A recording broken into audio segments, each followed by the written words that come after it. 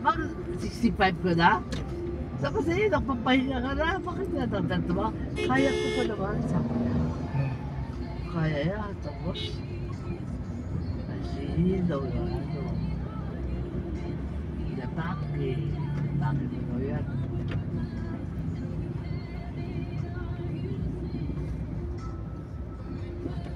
Yun ang gusto sa akin. Kaya ko pa naman.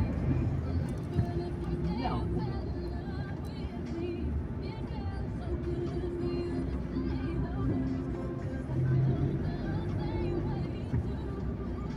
Sa hindi naman nakakatulong talaga yun, no?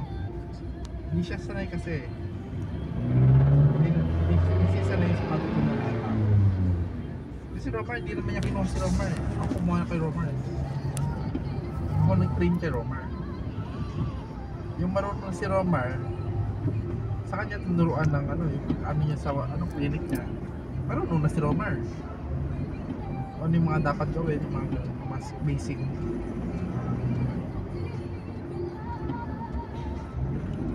Yung ano yung tao no, bolera lang. Hindi galing magsalita. Sabi niya, Kulang sa gawa. gusto daw niya makaservit ng tindahan. Okay? Ano mami? Ha? Gusto daw niya. Alam, Miss Papi, Ah. gusto ko kasi yung makasakitan to Patrick. Sabi niya. Ano Pero- ba, Madam Joy? Pero alam naman natin mami na hindi naman mangyari yun.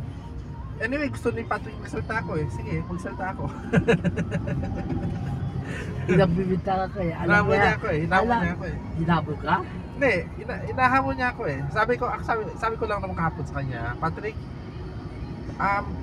sabi niya kasi, Ryan, ano eh, pumunta ako sa Caloocan, mami. Kasi syempre, pumunta ako sa Caloocan kasi may gagawin ako, kailangan akong gawin. Alam mo yun, hindi ako pumunta sa Caloocan dahil Sismis. para yung makipagkwentuhan lang o may pag-away o kung ano yung gusto niya gawin.